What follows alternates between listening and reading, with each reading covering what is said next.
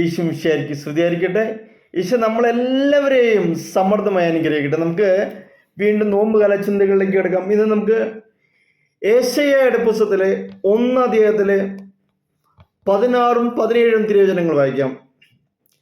നിങ്ങളെ തന്നെ കഴുകി വൃത്തിയാക്കുവിൻ, നിങ്ങളുടെ ദുഷ്കർമ്മങ്ങൾ എൻ്റെ സന്നിധിയിൽ നിന്ന് നീക്കിക്കളയുവിൻ, നിങ്ങളുടെ അകൃത്യങ്ങൾ അവസാനിപ്പിക്കുവിൻ, നന്മ പ്രവർത്തിക്കാൻ ശീലിക്കുവിൻ, നീതി അന്വേഷിക്കുവിൻ, മർദ്ദനം അവസാനിപ്പിക്കുവിൻ, അനാഥരോട് നീതി ചെയ്യുവിൻ, വിധവകൾക്ക് വേണ്ടി വാദിക്കുവിൻ.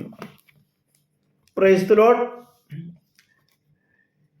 പാപ മോചനം അല്ലെങ്കിൽ ആത്മശുദ്ധീകരണം തേടുന്ന കാലമാണ് നോമ്പ് കാലം.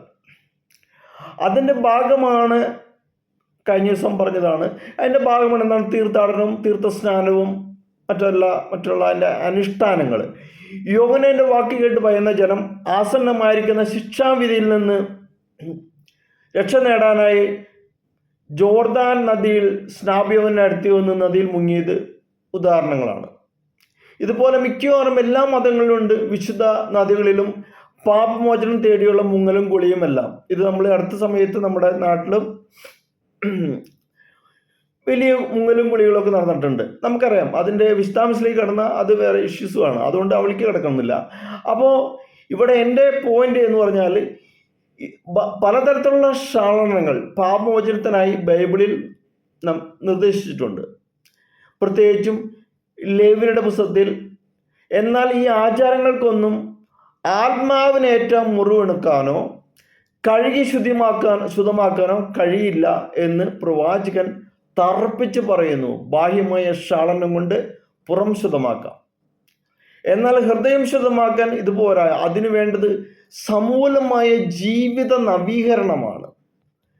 വരുവിൻ, നമുക്ക് രമ്യതപ്പെടാം എന്ന ആഹ്വാനത്തോടെ പ്രവാചകൻ അവതരിപ്പിക്കുന്നത് സമൂലമായ ഒരു ജീവിത നവീകരണത്തിൻ്റെ ചിത്രമാണ്. നീതി അന്വേഷിക്കുവിൻ. യെശയ്യായുടെ 1:17 വീണ്ടും കണ്ടിന്യൂസ് പറയുന്നുണ്ട്. നീതി അന്വേഷിക്കുവിൻ, മർദ്ദനം അവസാനിപ്പിക്കുവിൻ, അനാഥരോട് നീതി ചെയ്യുവിൻ, വിധവകൾക്ക് വേണ്ടി വാദിക്കുവിൻ. അനുദിന ജീവിതത്തിൽ മനുഷ്യരുടെ പരസ്പര ബന്ധങ്ങളിൽ സമൂലമായ ഒരു പരിവർത്തനം ഉണ്ടാവണം. അതിൽ ഏറ്റവും പ്രധാനപ്പെട്ടതാണ് നീതി നിർവഹണം. നീതി എവിടെയെല്ലാം പരാജയപ്പെടുന്നുണ്ടോ അവിടെയെല്ലാം പ്രശ്നങ്ങളാണ്, ദൈവാനുഗ്രഹത്തിൻ്റെ തടസ്സങ്ങളാണ്. നീതിയുടെ നിർവചനം വ്യക്തമായി ഉത്തരം നൽകുന്നു. ഓരോരുത്തർക്കും അർഹതമായത് കൊടുക്കുക. ഇവിടെ മനുഷ്യൻ ജീവിതത്തിലെ ചതുർവിധ ബന്ധങ്ങളെ പരിഗണിക്കുന്ന മനുഷ്യന് ദൈവത്തോടും പ്രപഞ്ചത്തോടും സഹജീവികളോടും തന്നോട് തന്നെയുള്ള ബന്ധങ്ങൾ നീതി പുലർത്തണം, നീതി നിലനിൽക്കണം. അതാണ് നമ്മളിവിടെ ചതുർവിധ ബന്ധങ്ങൾ എന്നുള്ളതുകൊണ്ട് ഞാൻ ഉദ്ദേശിച്ചത്. അപ്പോൾ സഹജീവികളുടെ ബന്ധങ്ങളിൽ അനാഥരും വിധവകളും എന്ന പ്രതീകത്തോട് എടുത്തു കാണിക്കുന്ന ഒരു ഇത് തന്നെ ബൈബിളിൽ പറയുന്നുണ്ട്.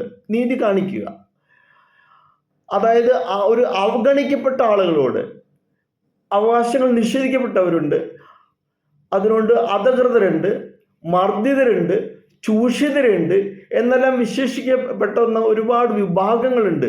പ്രത്യേകം പരിഗണന നൽകുന്നതായിരിക്കണം നീതി നിർവഹണം. നീതി നിർവഹണം അപ്രകാരം ഒരു പ്രവർത്തനത്തിനും ജീവിതശൈലിക്കും നമ്മുടെ ഈ നോമ്പുകാലം അതിന് നമ്മളെ പ്രേരിപ്പിക്കട്ടെ.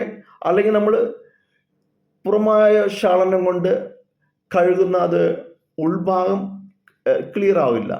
അതുകൊണ്ട് എൻ്റെ ഹൃദയം ശുദ്ധമാക്കുവാൻ പോരാ എന്ന് ചിന്തിക്കണം. അതിനുവേണ്ടി സമൂല ജീവിത നവീകരണം നമുക്ക് വേണം. നിങ്ങൾ തന്നെ കഴുകി വൃത്തിയാക്കുവിൻ, നിങ്ങളുടെ ദുഷ്കർമ്മങ്ങൾ എൻ്റെ സന്നിധിയിൽ നിന്ന് നീക്കിക്കളയുവിൻ, നിങ്ങളുടെ അകൃത്യങ്ങൾ അവസാനിപ്പിക്കുവിൻ, നന്മ പ്രവർത്തിക്കാൻ ശീലിക്കുവിൻ. ഇതാണ് നമ്മൾക്ക് ഇന്ന് ചിന്തയ്ക്ക് തന്നിട്ടുള്ള വിഷയം. നമ്മൾ ഈ നോമ്പുകാലങ്ങളിൽ നീതി നിർവഹണം ശരിയായ രീതിയിലാണോ നമ്മൾ നിർവഹിച്ചു കൊണ്ടിരിക്കുന്നത്?